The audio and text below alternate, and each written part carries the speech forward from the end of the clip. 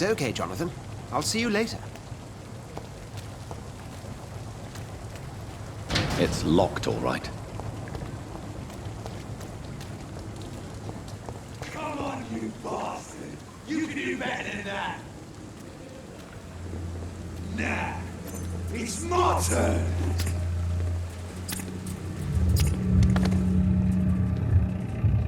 Rotten autocracy. Each heart contains the seed of life. Drink at this river, try it all.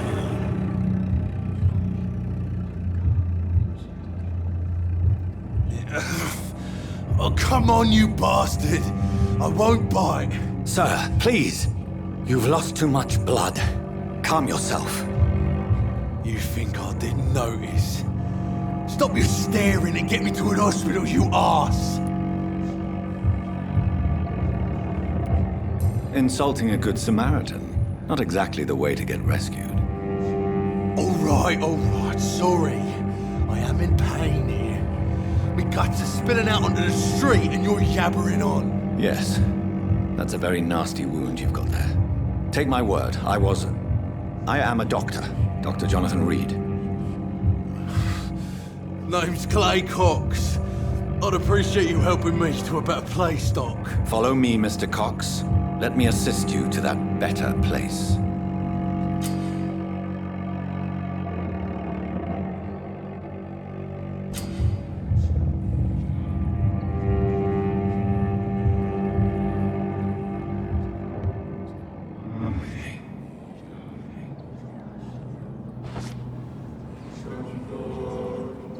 Bring this fading light into the shadows. Dance with him the dance of life and death.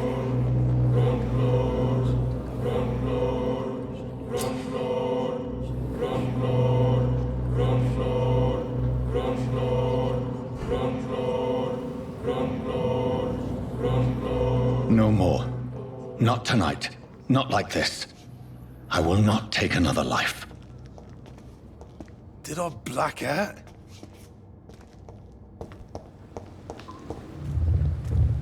It is wise for the huntsman to sometimes let his prey go, but no famished hunter can run for long.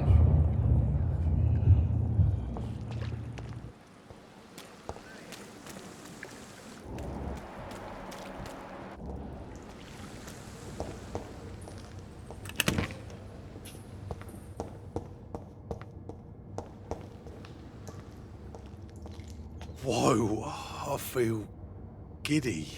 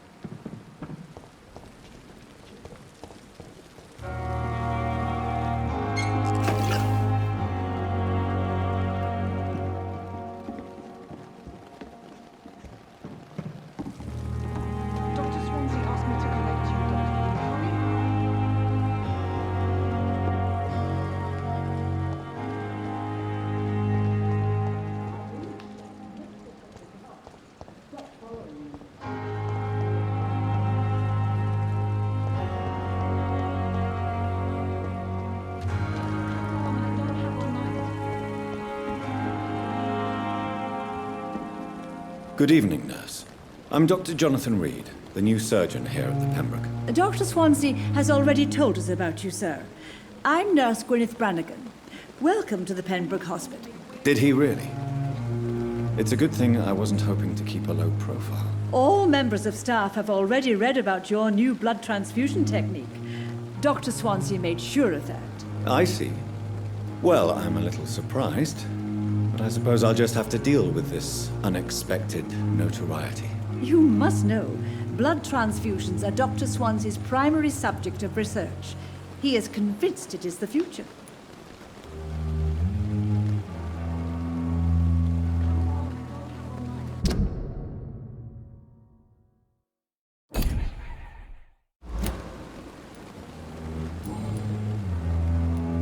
How are things here? Not good, to say the least.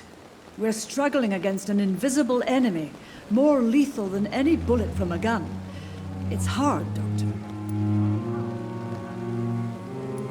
An invisible enemy?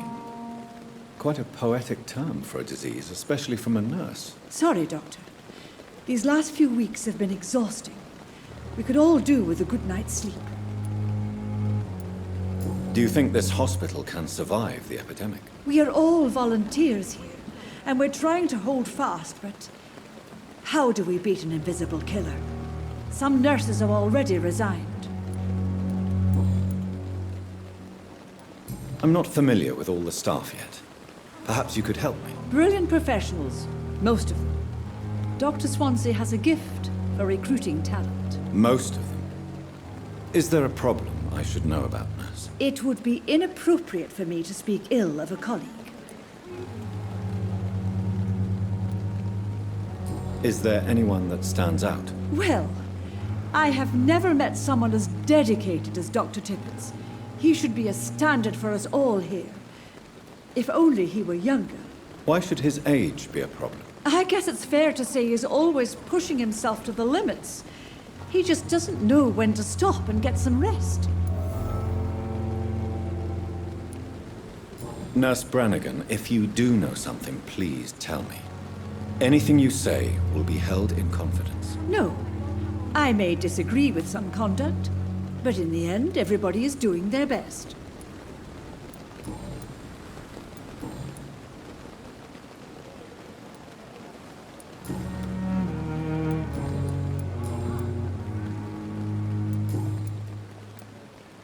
Goodbye, nurse.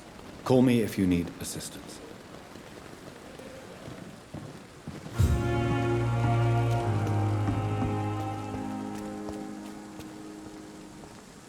I'm not one to make wait, Doctor. I've patients to attend.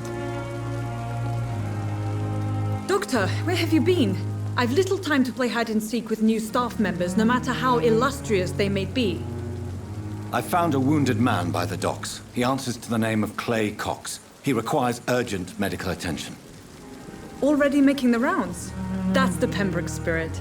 I'll ask our porter, Milton, to bring him back immediately. Thank you, nurse. What can I do for you? Dr. Swansea insisted we provide you a quiet office. You'll find it on the second floor with your name on the door. Thank you. Nurse Crane, isn't it? Yes, Dorothy Crane. Welcome to Pembroke Hospital, Dr. Reid. Your office has been prepared. I would like to ask a few questions first. And Mr. Hampton, the patient we brought in, how does he fare? I gave him a sedative to help him sleep. Poor thing was in quite a state of shock. What kind of man is Dr. Swansea? Well, you accepted the job from him. I thought you would have known about your employer. It's right to assume Dr. Swansea knows far more about me than I do about him. You'll get to know him soon enough, and better than me. The administrator has better things to do than mix with us. Apologies, I've only just met him the once. This is sudden. I've only just returned to England. Dr. Swansea is a brilliant surgeon and the most compassionate physician.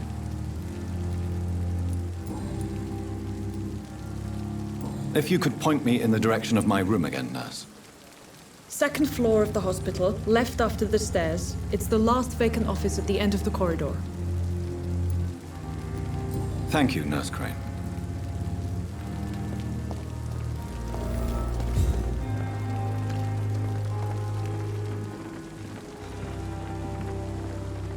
Good evening, sir.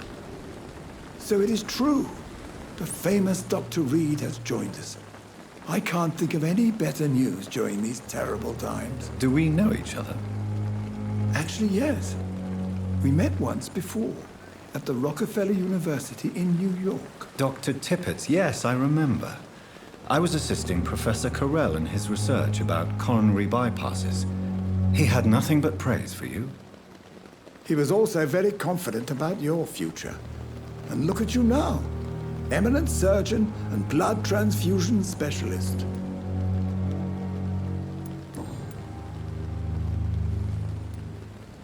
What can you tell me about the staff in the hospital? Some are really good, and others are not so good. But during this troubled period, there is no time for slander. I prefer to focus on the positive character traits. Tell me more about cherished people, then. Nurse Brannigan is a pearl. She is the most helpful and dedicated nurse I've ever worked with. A clever and cheerful woman. You really seem to admire her skills. I'll go even further. If she was a man, she would be a damn fine practitioner.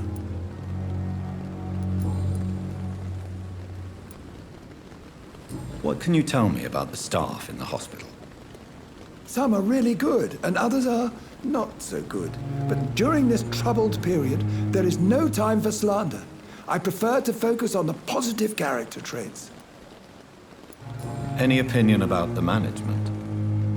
I don't always agree with Dr. Swansea's reserve, but I must admit he does all he can to keep this facility running during this crisis. Ah, yes, the burden of command. I was fed up with this concept while serving as a medical officer. Don't get me wrong. Swansea's a good administrator. I just wish he would get out of his office down again. What is the Pembroke Hospital situation? And please, speak freely.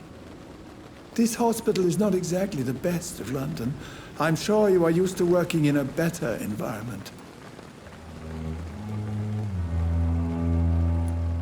It's more than enough. In any case, the personnel of a hospital are much more important to me than the building. Don't be misled by appearances, Dr. Reid. This hospital does not lack talented people. It just lacks hope. You're exhausting yourself, Corcoran. Maybe you should think about preserving your strength. No, we must keep on healing all those poor souls. We are the last rampart before chaos. Once more unto the breach. Nurse Brannigan is worried about you, Doctor. She should not have told you that. I will have a word with her. You don't have to blame her for her honesty. I'm not that kind of man, my dear Jonathan. Actually, Nurse Brannigan's opinion is the only one I may listen to.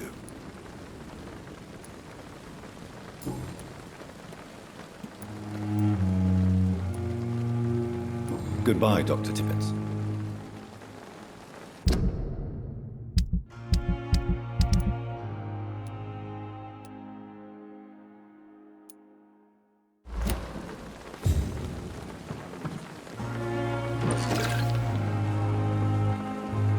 Another night.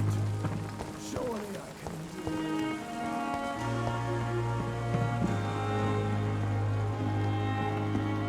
Good evening, Nurse Brannigan. Good evening, Doctor. Why does Dr. Tippett claim you're the main reason he keeps working, despite his fatigue? If it wasn't for him, I probably would have left the Pembroke years ago. Dr. Tippett does not think of you as just a nurse anymore, does he? If you're suggesting he's not taking my gender into consideration when it comes to medical practice and knowledge, I really hope he doesn't.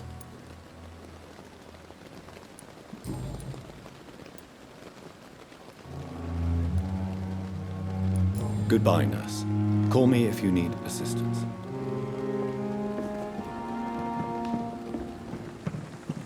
I thought last time was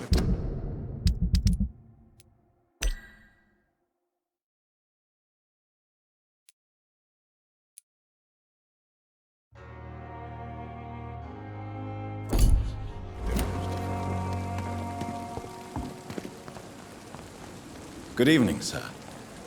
I'm Dr. Jonathan Reid. I'm new here. I've already heard about you, Dr. Reid. I'm Milton Hooks, the ambulance driver for this shithole of a hospital. That's quite a blunt introduction, Mr. Hooks. You can call me Milton. I like to speak my mind, Dr. Reid. Perk of the job. Don't judge me, and I won't judge you. I'm not sure I understand what you're talking about. Well, I'm no doctor, but I'm pretty sure a gun can't be used as a surgical instrument. You have a keen eye. I learned to shoot during the war, and have carried one ever since. Old habits die hard. No need to explain, Dr. Reid. And if you ever need a better gun, remember, I may have something for you.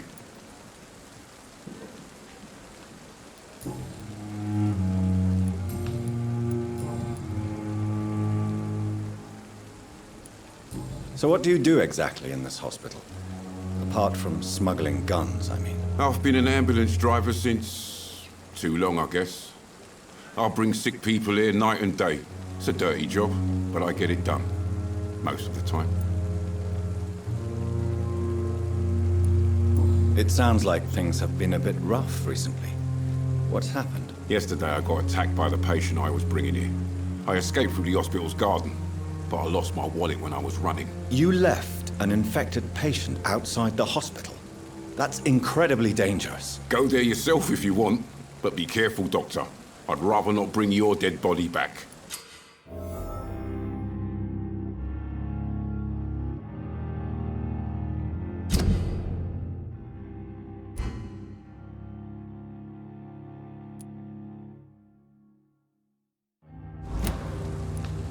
Since you're on the front line, how is the sanitary situation in this vicinity? It's a complete disaster. It's even getting dangerous to enter some streets or buildings. Even the locals attack you. Do you need any medical help, Milton? I'm fine, Doc. Physically, at least. But I would give everything to be in a better place right now.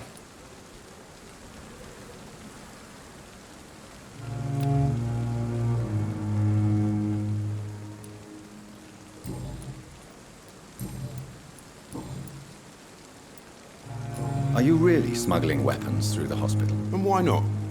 I've already been attacked by patients, you know. And by gang members willing to steal my money. But you're not defending yourself. You're selling guns to civilians. You keep people alive your own way, Doctor. I offer them another way to protect their health.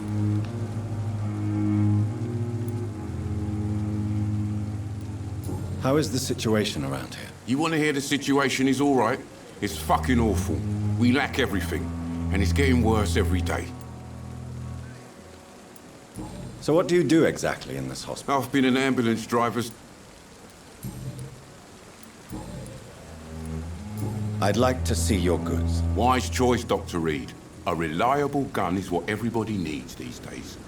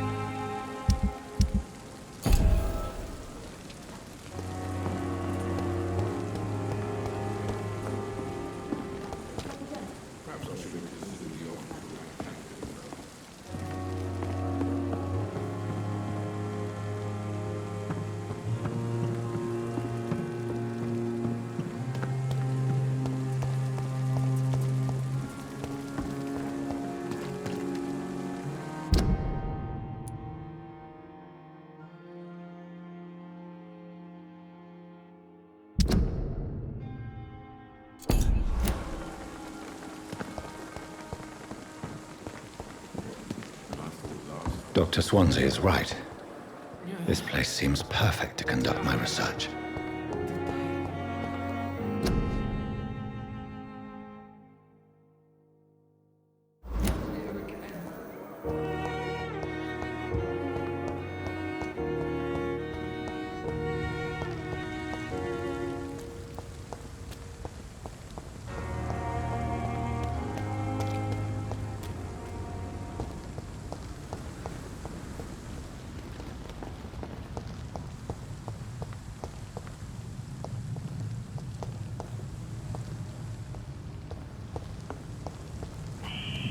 Scowl voices in the garden. I should investigate. If they were to find somebody...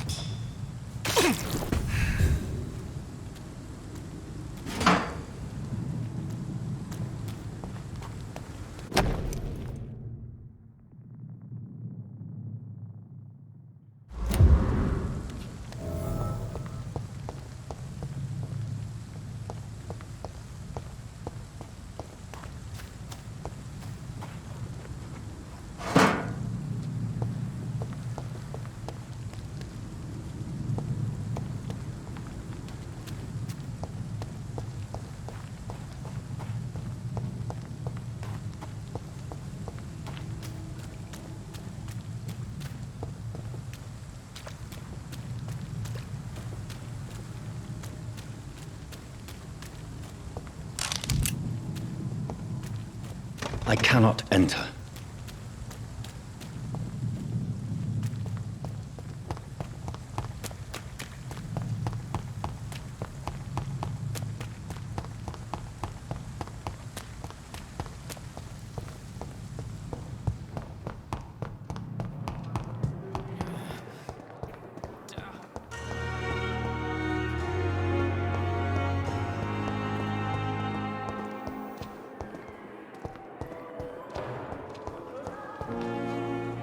Good evening, miss. I'm Dr. Reid, the new surgeon at the Pembroke Hospital. And who are you? Your name has no meaning to me, mortal. You're nothing but dust blown by the winds of eternity. I beg your pardon? What are you begging for, mortal? My clemency? Well, tonight maybe I'm inclined to mercy. You'll never forget the night you met Thelma Howcroft. You keep calling me mortal. Why is that? And if I'm mortal, what are you? Well, Dr. Reid, if you must know, I'm a vampire. Do you require my services, Miss Howcroft? I have no need for your medicine, Dr. Reid. Blood is the only drug I need.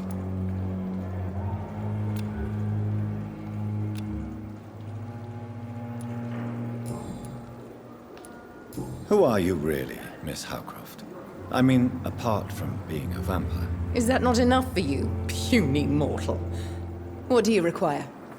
Proof of my powers? I'm curious to know who you were before becoming a vampire. It was such a long time ago, I don't remember. Centuries of unholy life can have strange effects on one's minds, you see?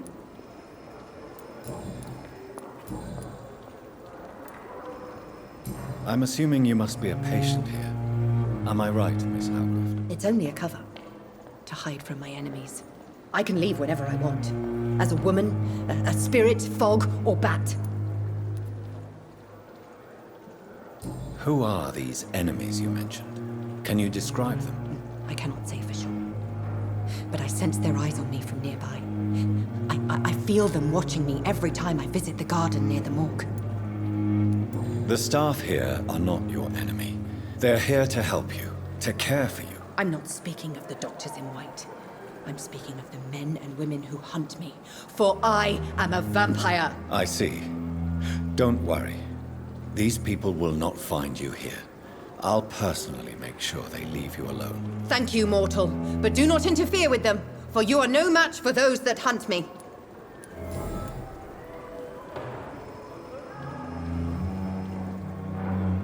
And why do you believe you're a vampire? I don't need to believe anything. It is what I am. It is what I feel within this hollow shell of flesh. Please, describe to me how you feel. What is it like to be a vampire? I can hear my body crumble from the inside as my flesh cracks and fades. I sense the last pulse of pustulant blood within my drying veins. I need new blood. I see. Have you ever heard of Cotard syndrome, Miss Howcroft? Never. It's a mental illness discovered by a French neurologist named Jules Cotard. The affected patients are delusional. They believe that they are putrefying, that they are dead, a ghost or a ghoul, or in your case, a vampire. Delusional, you say? Oh, sad and petty mortal. You can't even begin to understand the concept of immortality. And you think it is I who am delusional. I'm assuming you must... It's only a... And why do you... I don't need to be...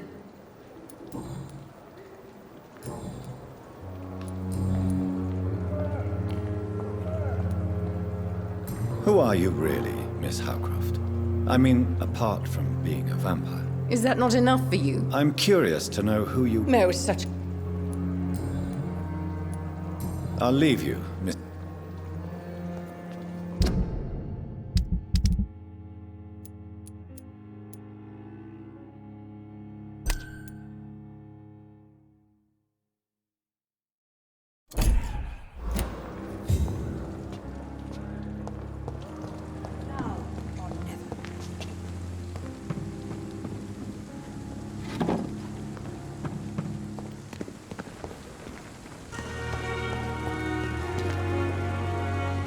Good evening, Milton. Good evening, Doctor. Still trying to save lives?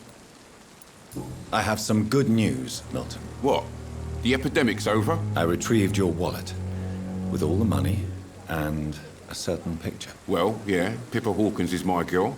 So what? Is it the difference of skin colour that bothers you? Not at all, Milton. Good. Please, take this money anyway. To remind you to keep your mouth shut. Not everybody is as broad-minded as you, Dr. Reid.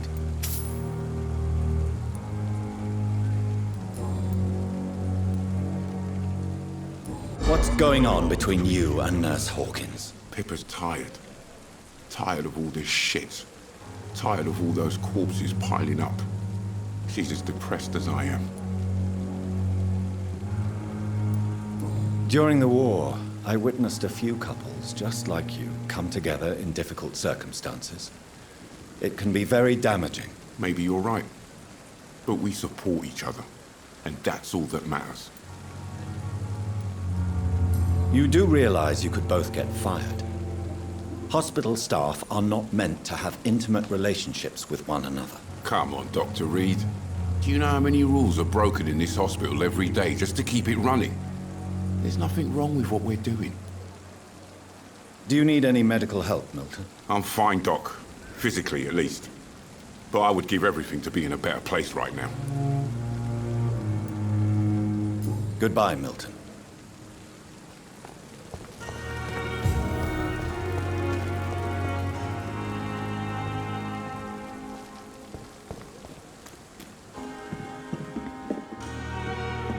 Good evening, Dr. Tibbets. Dr. Reid, any good news to share?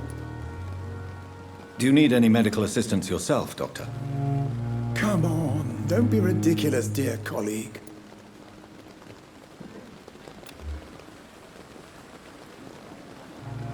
Goodbye, Dr. Tibbets.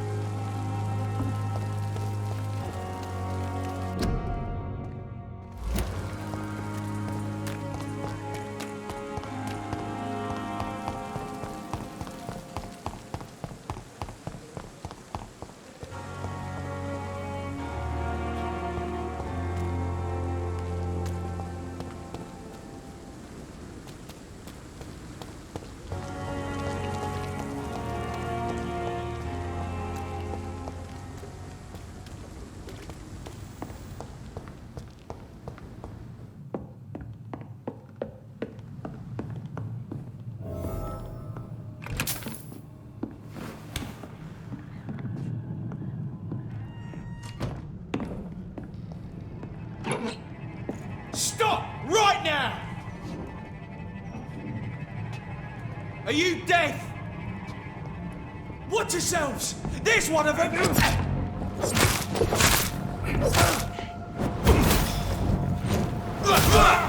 Bloody leech!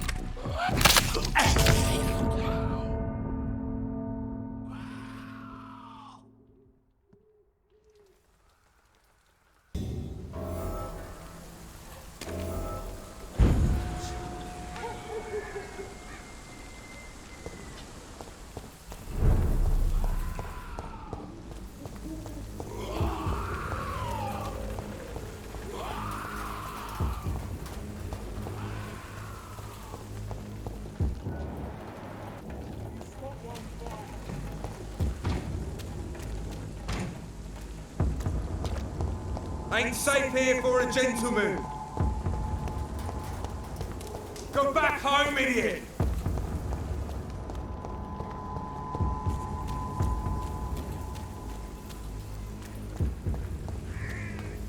There's more and more of these bloody leeches every night. Aye, but the guards recruit more and more every year.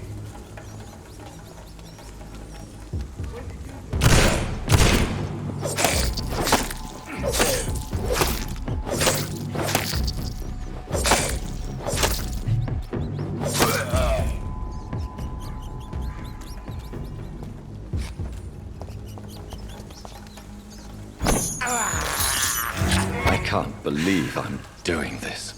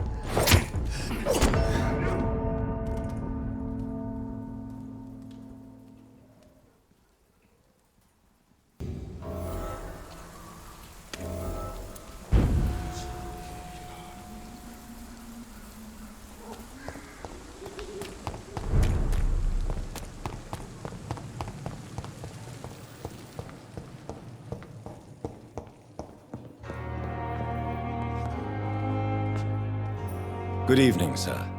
I'm Dr. Reid. May I help you? I don't know if a third opinion is needed. Your colleagues are already arguing about my condition. I see. Would you mind telling me more about your situation? I'm Harvey Fiddick. All I want is to get me bloody arm fixed properly.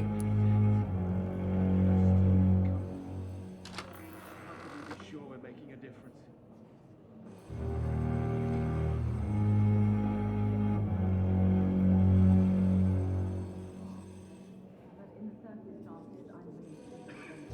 Is there anything else that's bothering you?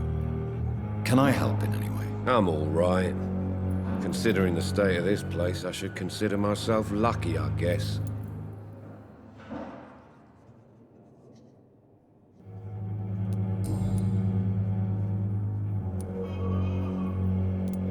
Tell me about the doctors who are arguing about your case. Strickland and Aykroyd.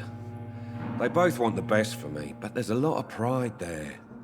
Doctors are no different from carpenters, it seems. What do you mean? I often had professional arguments with rivals on a building site. Difference is, I disagreed about wooden nails, not flesh and bones. Tell me about yourself, Mr. Fiddick. I'm just a regular guy waiting to get his arm fixed, so I can return to work and to my family. I was more curious about what you were doing before being hospitalized. I'm a carpenter, and a good one too. But that means I need both arms to feed my family, Dr. Reid. Are you satisfied with your treatment here? Well, it's clear that I've chosen a bad time to be injured. Forgive my bluntness, but you seem overwhelmed by cases of the flu. I won't lie to you about it. I'm afraid we are. Are you sure you don't want to operate yourself, Dr. Reid? I have the feeling you're very capable, and your colleagues seem to think so too. In other circumstances, you would be right. But for now, I don't think I can take on the responsibility. My apologies.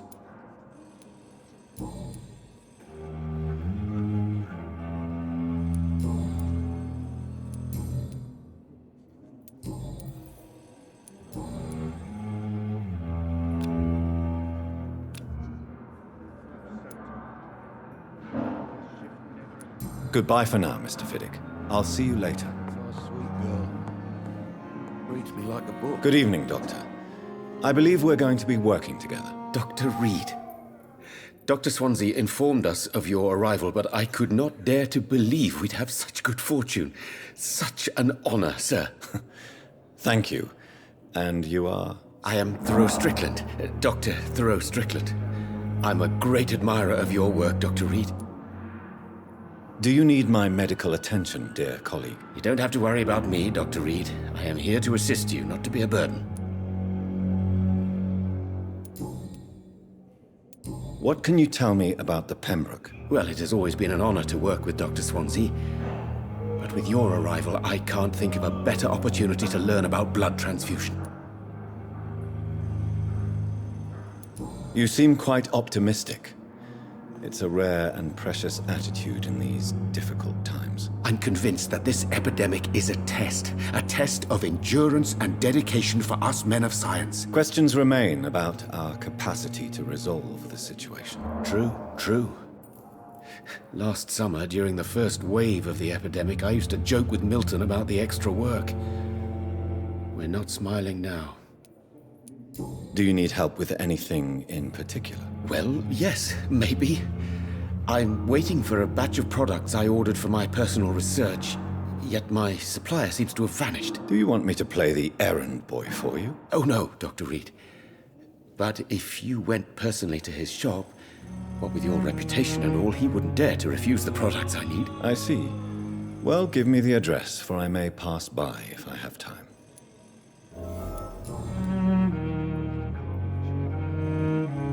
Please, could you tell me something about yourself? I'm a great admirer of your work concerning blood transfusion, Dr. Reid. I run my own experiments. I'm convinced it's the future. I based my technique on my mentor's research. He helped me perfect my method. What is yours? I'd rather not talk about it. For now, it's just theories and first approach. My process is purely experimental and unsuccessful. As long as you're cautious and methodical, you may remain empty-handed, but you won't fail. You're not the first one to warn me. but I am convinced knowledge is the main weapon against the ravages of this epidemic. What made you choose to be a doctor? I'm not ashamed to admit you and your work have inspired me. I am honored to have the opportunity to work by your side. It's always a pleasure to share scientific and medical knowledge with someone eager to learn. I'll be glad to help you if I can. This epidemic may be the century's most terrible disaster, but I'm convinced that we, as doctors, are the only ones able to defeat it. What can you tell me? Well, it is all... Please, could you... I'm a great...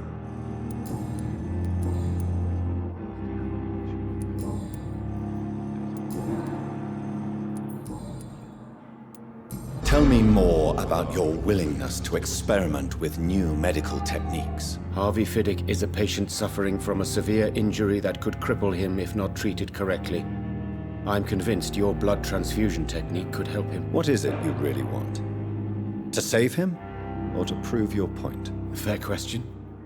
I want nothing but to save my patient, Dr. Reid. Especially since I know Mr. Fiddick's story. Tell me Mr. Fiddick's story. Our first diagnosis was compromised because Mr. Fiddick lied to us about the real origin of his injury. He first claimed it was an accident. But why would he hide such crucial information from us? Because he is a proud father, ashamed of putting his children at risk because of his own negligence. This personal involvement could also appear to be a lack of impartiality. You must know that a good surgeon must remain neutral. I agree. But that does not excuse Dr. Ackroyd's behavior, a man who did not even take time to converse with his patient. Do you think keeping his distance was a mistake? All I know is that I'm taking care of human beings with desires, hopes, and fears. Not some biological machine comprised of blood, bones, and flesh.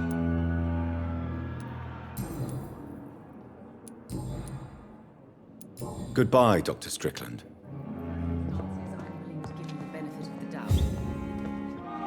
Good evening, Mr. Fiddick. Good evening, Dr. Reid. Any news about my operation?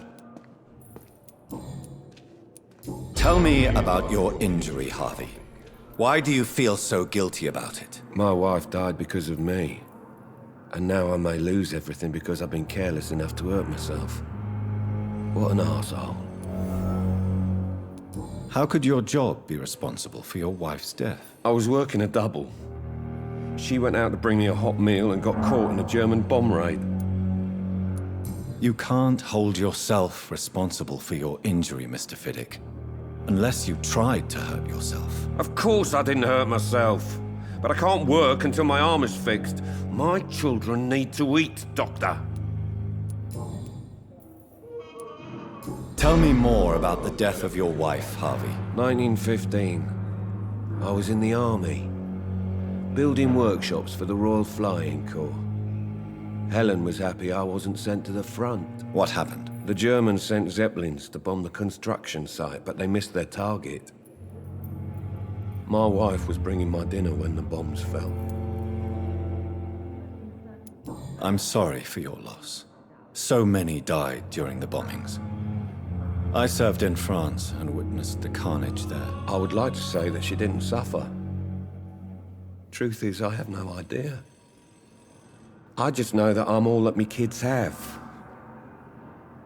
Poor little bleeders. How are your children after losing their mother? They were smaller then.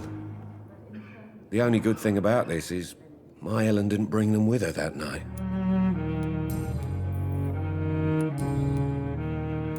Goodbye for now, Mr. Fiddick. I'll see you later. I will not let you down, my boy.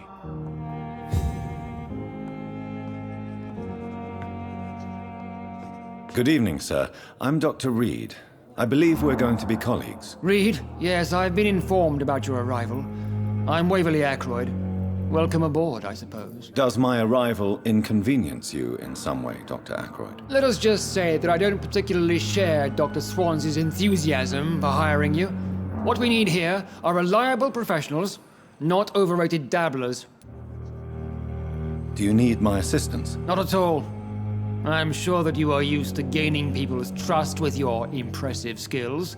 Well, It will not be the case with me.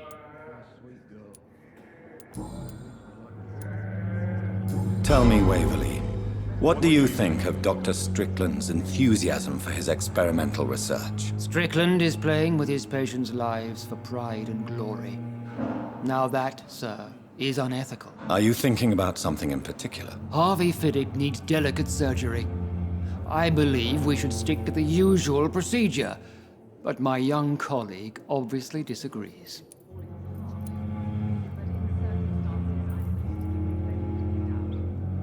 Why do you wish to lead this surgery? I strongly believe that Mr. Fiddick should not be butchered to test an unproven procedure.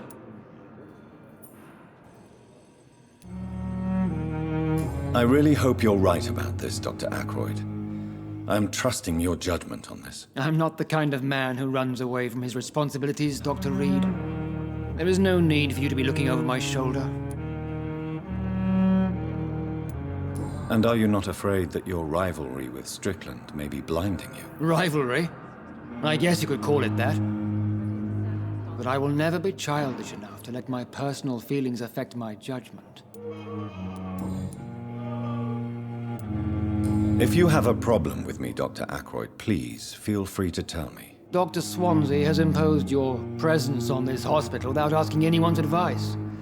The benefit of his position.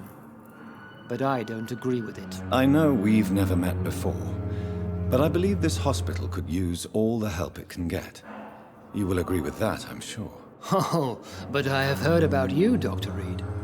Of course, you can't say the same about me, since I have not wasted my time courting the press. There is no need for such animosity between us.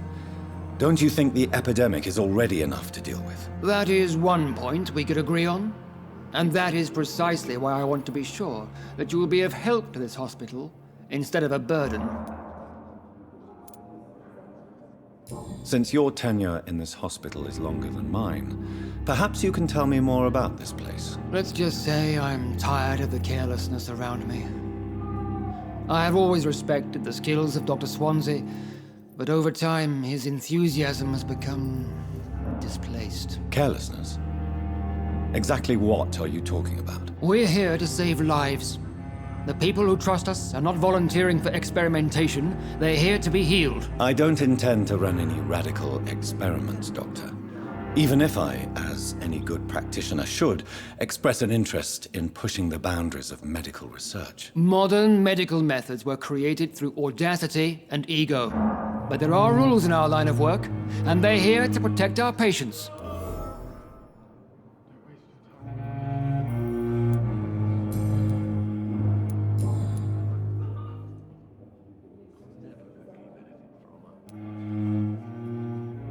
I don't know what you've heard about me, but I have already proved my value as a practitioner. I don't question your skills, Dr. Reid, but your motive. Is it money, fame, or are you truly dedicated? And what exactly is that supposed to mean? I served in the war just like you.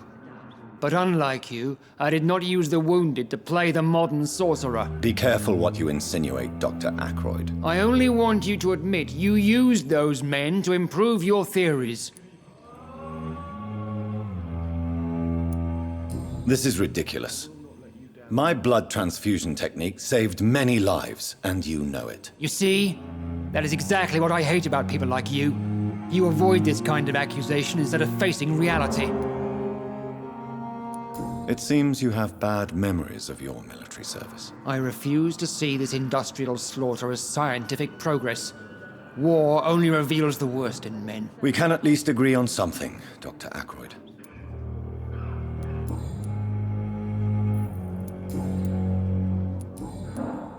Thank you for your time. We'll talk later. I will not let...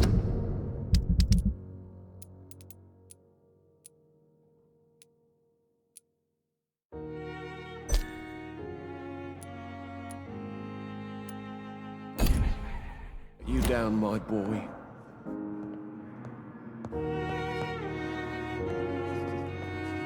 What can I do for you, Doctor?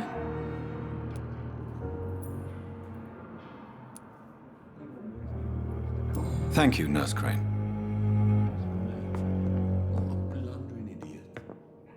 Good evening, Dr. Strickland. And good evening to you, Dr. Reid. Can I be of any help?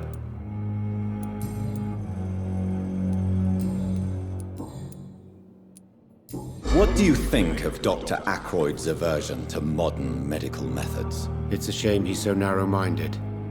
Dr. Swansea taught me that science is about exploring uncharted territory.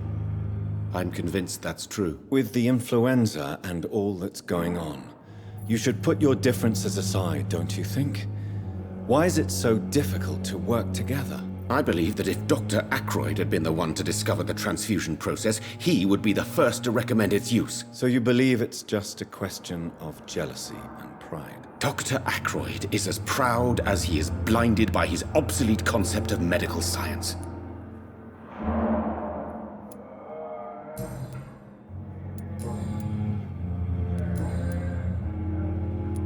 Goodbye, Dr. Strickland. What a blundering idiot. I'm quite busy right now, Dr. Reid.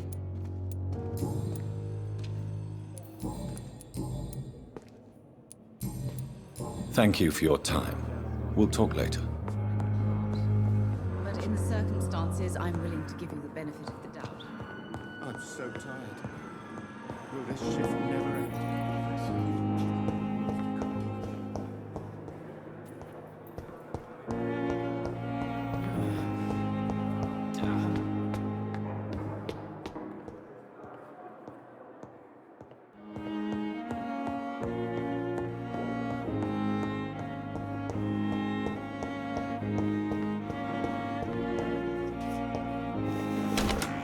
This must be the place. It's definitely away from prying eyes. Relegated to the shadows. A kingdom of my own. At least I won't be sleeping in a coffin.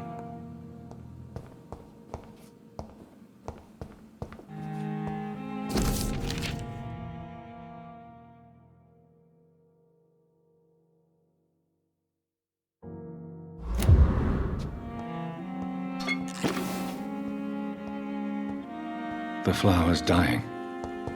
It needs water.